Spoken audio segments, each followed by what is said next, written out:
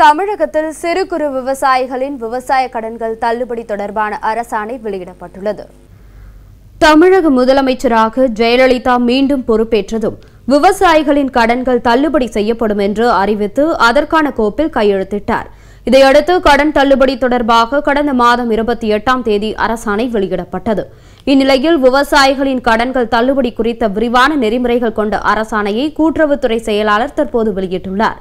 அதன்படி 2016ஆம் ஆண்டு மார்ச் 31ஆம் தேதி வரை சிறு குறு விவசாயிகள் பெற்ற கடன்கள் தள்ளுபடி செய்யப்படும் என்றும் 2.5 ஏக்கருக்கும் குறைவான நிலம் உள்ளவர்களின் கடன்களும் தள்ளுபடி செய்யப்படும் என்று குறிப்பிடப்பட்டுள்ள அரசாணையில் பயிர் கடனுக்கான அசல், வட்டி மற்றும் அபராத வட்டி ஆகிய அனைத்தும் தள்ளுபடி செய்யப்படும் என்று கூறப்பட்டுள்ளது. விவசாயிகள் நகை மூலம் பெற்ற கடன் தொகையை விவசாயத்திற்கு மட்டும் பயன்படுத்தினால் தள்ளுபடி செய்யப்படும் என்றும், கிரிமினல் வழக்கு விசாரணை நிலுவையில் இருந்தால் அவர்களின் விவசாய கடன் தள்ளுபடி செய்யப்பட மாட்டாது என்றும் குறிப்பிடப்பட்டுள்ளது.